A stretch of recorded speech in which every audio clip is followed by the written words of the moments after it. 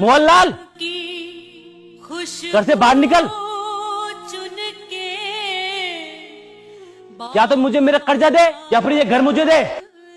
मैंने तो आपसे पहले ही मना किया था, इस आदमी से पैसे उधार मत लो, ये अच्छा आदमी नहीं है। अगर समय पर पैसे नहीं चुका पाए तो रही सही इज्जत भी चली जाएगी। दिन बुरे चल रहे हैं सावित्री, जो भी व्यापार शुरू किया सबने घाटा ही दिया। पिताजी के गुजरने के बाद सोचा चंगीराम से कुछ पैसे उधार लेकर एक व्यापार चालू करूं, उसमें भी घाटा चला गया। उसके बाद एक सगा छोटा भाई था, वो भी मुझे छोड़कर चला गया। अब ये वक्त से पहले पैसे मांग रहा है, तो बताओ इसको कहाँ से दूं अपने पैसे। बाहर निकल, तुझे पैसे देने ही पड़ेंगे। आज तो इसकी इतनी बेइज्जती करेंगे कि ये घर इसको अपने नाम कराना ही पड़ेगा। अरे सुन रही हो, कैसे भैया के लोग कपड़े फाड़ रहे हैं। बिना सोचे समझे लोगों से उधार लेंगे तो यही हाल होगा। आज मैं बड़ा खुश हूँ। पूरे 1 लाख रुपए लाया था, 10 महीने हो गए, देने का नाम नहीं है। बाहर पूरा मोहल्ला खड़ा होकर हमारी हंसी उड़ा रहा होगा। हे भगवान, ये दिन दिखाने से पहले तो मुझे मौत ही दे दे तू। अरे तू बाहर आ रहा है या फिर मैं अंदर आऊँ? तू देखती जा आज क्या ड्रामा होता है। बड़े ही लाड साहब थे, मुझे थप्पड़ मारा था ना उन्होंने, तो आज उनके साथ में यही होगा।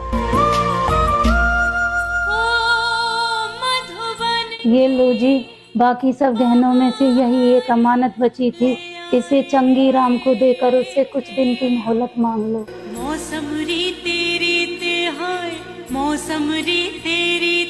क्या हुआ, तुम खुश नहीं हो? मूर्ख आदमी, बेइज्जती आपके पूरे खानदान की होगी। नहीं बल्कि हो रही है।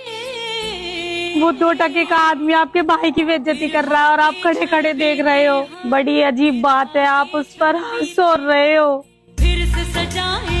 जब एक भाई की बेइज्जती होती है तो दूसरे भाई की भी इज्जत पर उतनी ही आंच आती है। जेठ जी ने उस दिन आप पर इसलिए हाथ उठाया था क्योंकि आप शराब पीकर मोहल्ले में हंगामा कर रहे थे। उस दिन वो आपका आपसी मामला था, इसलिए मैंने आपसे कुछ नहीं कहा। लेकिन आज इज्जत हमारे पूरे घर की जा रही है, मैं नहीं देख सकती। नहीं सावित्री, ये तुम्हारे सुहाग की निशानी है, मैं इसे नहीं ले सकता।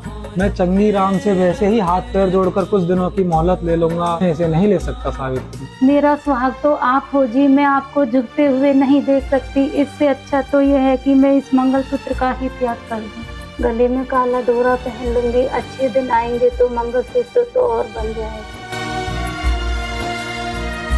तुम ठीक कहती हो, मुझसे बहुत बड़ी गलती हुई है, लेकिन अब तुम ही बताओ क्या करना है। करना क्या है, आप भी एक लट उठा लो, मैं भी एक लट उठा लेती हूँ, देखते हैं वो कितने बड़े सूरमा है। चलो ठीक है, अलमारी में 1 लाख रुपए पड़े हैं, उन्हें भी लेकर चलो।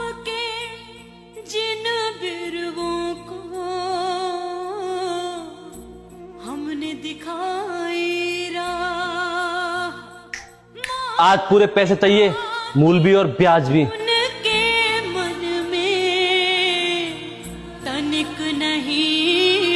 क्यों बे, इस तरह हमारे घर में क्यों आया तू? मैं तो अपनी वसूली लेने आया था। उधारी वसूल करने का ये कौन सा तरीका है? पैसे नहीं मिल रहे तो पुलिस लेकर आ, कोर्ट में जा। ये कौन सा तरीका है पैसे वसूल करने का? अरे 1 लाख रुपए के चक्कर में ये तो 15 लाख के घर पे कब्जा करने आ गया। फिक्र मत कर सावित्री, अब भाई आ गया है, सब कुछ ठीक कर देगा। चलो जी, इसका हिसाब कर देते हैं। ये तेरे 1 लाख रुपए है और बाकी का ब्याज तुझे समय होने पर ही मिलेगा। पकड़ अपने 1 लाख रुपए और निकल यहाँ से।